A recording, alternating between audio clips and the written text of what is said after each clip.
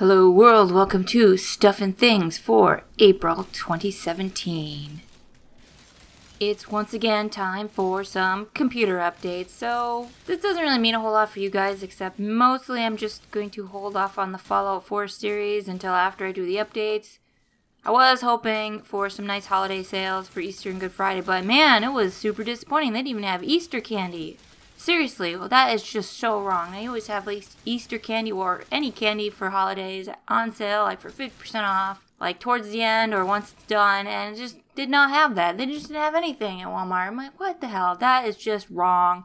This is kind of going to be a big update for the computer, though. It's going to be a motherboard, the chip, the RAM, and the fan. I kind of have to do all in one go because I can't just update one thing. I mean, the motherboard and the chipset are freaking ancient. I think they're 8 years old now, so I guess it's a miracle that I can even run a game like Fallout 4. With how old this stuff is, though, it is an i7, so it had a good run. I'm surprised none of these parts have died by now. And the RAM, well, I mean, that's not a big deal, but it's not going to be compatible with a new motherboard because I'm going to have to upgrade to DDR4, so... And an aftermarket fan just because, well, I want to get an unlocked chip just so I can maybe do a little bit of overclocking in the future. Nothing major. I don't want to do anything big and crazy now, like going from 3.8 to like 5 or some crazy shit like I see some people talking to do, but just a little bit of something. So that'll be fun. For Champions Online, something I get asked pretty much every time a new archetype comes out is if I'm going to do a review, and I always have to say no, and I probably always will say no because I'm not actually a lifer, I'm just a filthy silver. So if I want to review things, I have to buy them all myself, which is not going to happen. I mean, reviewers nowhere else are expected to buy everything they review, and I'm not going to sink money into a bunch of archetypes, especially when some of them archetypes are really crappy that you have to pay for. No thanks. And I'm not going to go gold ever again. I have spent way too much money on gold subscriptions, and it was like such a colossal waste of money. And there is honestly almost nothing for me to subscribe for now. I already have some freeform slots that I don't use most of as it is. And there's one vet reward that I could possibly get by subscribing one more time. And it's for the ugliest travel power in the entire game and whatever other crap there is. So I'm not going to do that either. That's insane. And I'm definitely not going to dump $300 on a lifetime subscription because, well, I'm about to dump a lot more into the computer.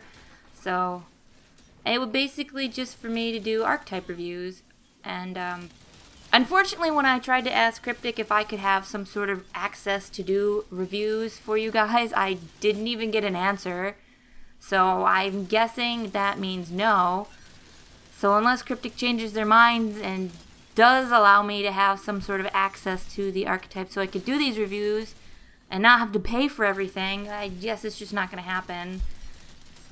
I usually try to pick up archetypes as I have, extra questionite sitting around for them when they go on sale for like 50% off. But I know that doesn't really help anybody with the new stuff, but I mean, the new ones you have to grind a lot for, and that's not going to happen. I mean, grinding for things pretty much would just destroy my interest in this game completely, and I would probably never do videos because I would be so sick and tired of doing all this awful grinding. In other champish news, they're updating another open mission, the Brain of Frogs, which for most people this is probably going to be like basically new content. I mean, whoever does this stupid thing, it's like a broken piece of crap. If you're not sure what this is, it's the one in Canada with the Gadroons or the little frog people, the space frogs, and the mission has always been broken and never been able to complete it, so most people don't waste their time on it, and most people probably don't even know it exists. But they're adding some new costume pieces, and I think they're putting in some of the old costume pieces back in as drops, and so that'll be an interesting update. I'm still waiting for Bullet Bound for Basali to get the damn red eye back. I'm not sure if it's still there or not. Like, no one ever does it, though. I don't think it's hooked up. I mean, I haven't seen anyone talking about it. I don't even remember what the damn thing looks like, the red eye pistol skin. Although at this point in time, I don't think I really care that much because there are much better looking weapon skins out by now. But still, it's one of the few I don't have. Might as well get it. Maybe, someday. And of course, another lockbox is already in the works, and this should be a surprise to no one because the game pretty much runs on lockboxes nowadays. It's another cybernetic one. I don't know why they don't change this shit up. I think that's why people were sick and tired of the fantasy ones because we kept getting them over and over and over again, and now we're getting another cybernetic box, so...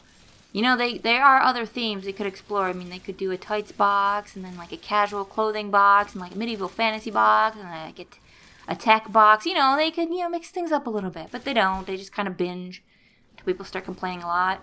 They're also doing an experiment that they're going back to the individual pieces instead of like the full set all in one go, which to me it's not a very meaningful experiment because it's still, at the end of the day, it's all about key sales. And the only meaningful experiment Cryptic could really do is to diversify how they profit from the game. If they'd had individual pieces in the costume or in the lockbox, and then at the end of the box's run, they just put everything in the cash shop so you could buy the full set or the individual pieces right from the cash shop, that would be a meaningful experiment. It's a lot more customer friendly. Or they could, change up and fix the crappy subscription model.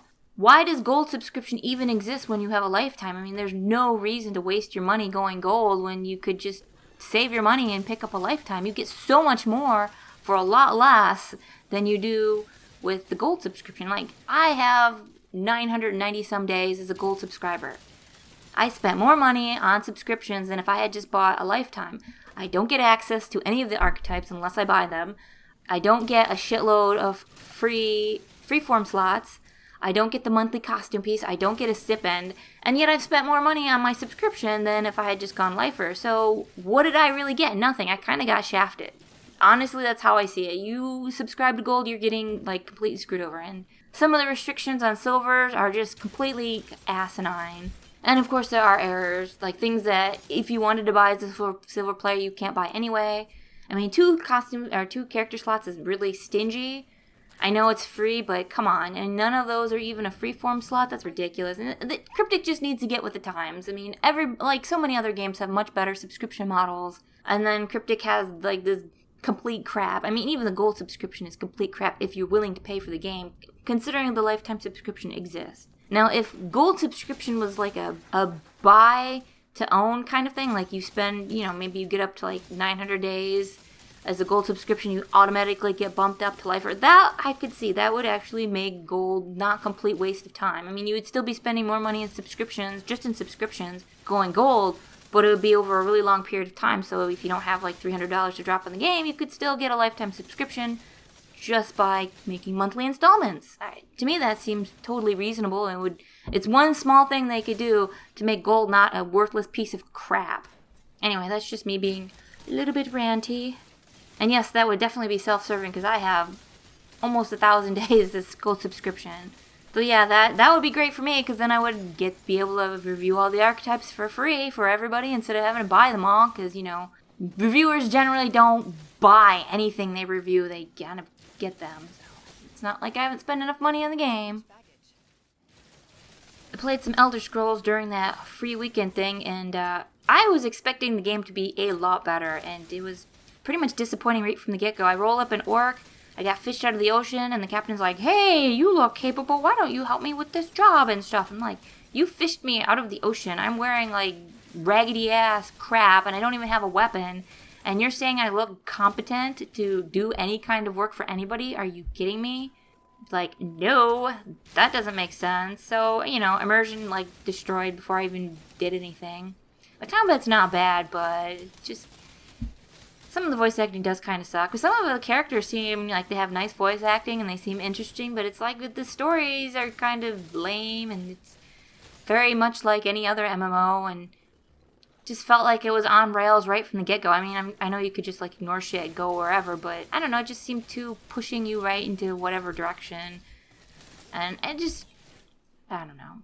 That's actually kind of a problem I have with early game in many, many games. It's you start off with nothing, with no skills, no weapons, no good anything, which doesn't even make sense because most of the time you're playing as at least a teenager or an adult. You should have some sort of skills. Not starting with nothing and everything doesn't make sense. I mean, even if you lose all of your stuff, you would still have skills. So if you pick up a sword and you have a background using swords, you would have some skill in it instead of nothing. It just makes me sad. I am looking forward to the Secret World. I played it way back in the beta thing, but I never really liked it enough or was interested enough to buy it, especially since I was playing some other MMOs at the time probably, or other games. But I think it's at least worth a look. I always hear good things about how they have interesting stories and non-typical questing. So at least I think that's worth a look, even if I end up not really liking the game. But who knows, maybe the combat will be amazing and I'll spend a whole bunch of time playing it. Or maybe they'll, like, ham-fist the cash shop and completely ruin it, so I'll play it for some of the quests to see how they go, and then never touch the game again. Who knows? Cash shops are, like, the easiest thing that people screw up all the time, and I don't know why. You would think after all these years people would figure shit out, but, you know, nobody does. Well, I guess a few people do, but for the most part, MMOs, cash shops, always a disaster. Always the easiest thing to be, like, completely hosed.